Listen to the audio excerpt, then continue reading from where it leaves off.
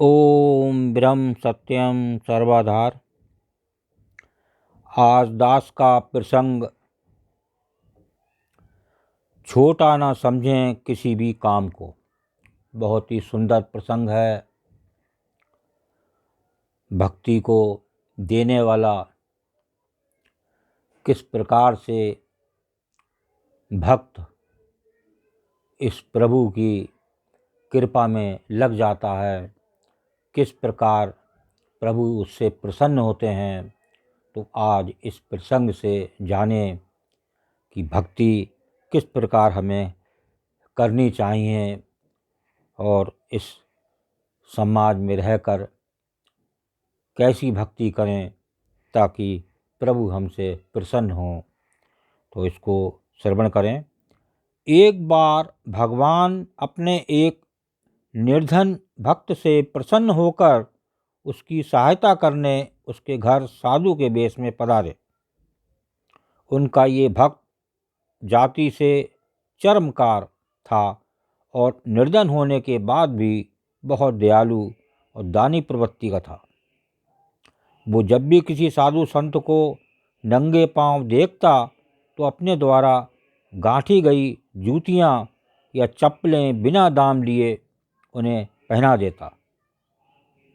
जब कभी भी वो किसी असहाय या भिखारी को देखता तो घर में जो कुछ मिलता उसे दान कर देता। उसके इस आचरण की वजह से घर में अक्सर फाका पड़ता था।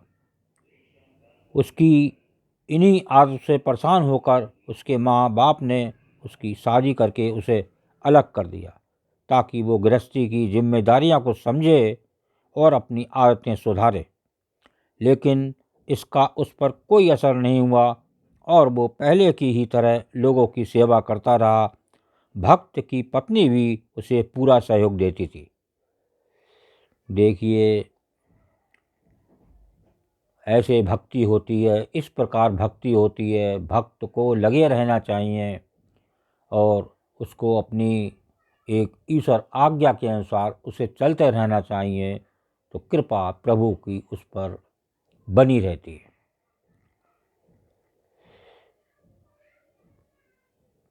ऐसे भक्त से प्रसन्न होकर ही भगवान उसके घर आए थे ताकि वे उसे कुछ देकर उसकी निर्धनता दूर कर दें तथा भक्त और अधिक जरूरतमंदों की सेवा कर सकें। भक्त के द्वार पर साधु को आया देख अपने सामर्थ्य के अनुसार उनका स्वागत सत्कार किया। वापस जाते समय साधु भक्त को पारस पत्थर देते हुए बोले, इसकी सहायता से तुम्हें अथाह धन संपत्ति मिल जाएगी और तुम्हारे सारे कष्ट दूर हो जाएंगे। तुम इसे संभाल कर रखना। इस पर भक्त बोला, फिर तो आप ये पत्थर मुझे ना दें, ये मेरे किसी काम का नहीं। वैसे भी मुझे कोई कष्ट नहीं है। जूतियाँ गांठ कर मिलने वाले धन से मेरा काम चल जाता है। मेरे पास राम नाम की संपत्ति भी है जिसके खोने का भी डर नहीं। ये सुनकर साधु वेशधारी भगवान लौट गए। देखिए कैसी कृपा होती है। वो किसी प्रकार भी उस प्रभु के चक्कर में नहीं आया कि जानता था वो कि मेरा इसको लेके मेरा जीवन नष्ट हो जाएगा और जो उसे आनंद मिल रहा है भक्ति में वो उससे दूर हो जाएगा। इसके बाद भक्त की सहायता करने की कोई कोशिश करने में असफल रहने पर भगवान एक दिन उसके सपने में आए और बोले, प्रिय भक्त, हमें पता है कि तुम लोभी नहीं हो। तुम कर्म में विश्वास करते हो। जब तुम अपना कर्म कर रहे हो तो हमें भी अपना कर्म करने दो। इसलिए जो कुछ हम दें उसे सहर्ष स्वीकार करो। भक्त ने ईश्वर की बात मान ली और उनके द्वारा की गई सहायता और उनकी आज्ञा से एक मंदिर बनवाया और माँ भगवान की मूर्ति स्थापित कर उसकी पूजा करने लगा। एक चर्मकार द्वारा भगवान की पूजा किया जाना पंडितों को सहन नहीं हुआ। उन्होंने राजा से इसकी शिकायत कर दी। राजा ने भक्त को बुलाकर जब उससे पूछा तो वो बोला, मुझे तो स्वयं भगवान ने ऐसा करने को कहा था। वैसे भी भगवान को भक्ति प्यारी होती है, जाति नहीं। उनकी नज़र में कोई छोटा बड़ा नहीं, सब बराबर हैं। राजा बोला, क्या तुम ये साबित करके दिखा सकते हो? भक्त बोला, क्यों नहीं। मेरे मंदिर में विराजित भगवान की मूर्ति उठाकर जिस किसी के भी समीप आ जाए वही सच्चे अर्थों में उसकी पूजा का अधिकारी है। राजा तैयार हो गया। पहले पंडितों ने प्रयास किए, लेकिन मूर्ति उनमें से किसी के पास नहीं आई। जब भक्त की बारी आई तो उसने एक पद पढ़ा, देवादिदेव आयो तुम सरना। एक बार फिर श्रवण करें कि उस भक्त ने क्या पढ़ा, कौन सा पद पढ़ा। देवादिदेव आयो तुम सरना, कृपा कीजिए जान अपना जना। इस पद के पूरा होते ही मूर्ति भक्त की गोद में आ गई। ये देख सभी को आश्चर्य हुआ। राजा और रानी ने उसे तुरंत अपना गुरु बना लिया। देखिए, एक भक्त पर प्रभु की कृपा। इस भक्त का नाम था रविदास।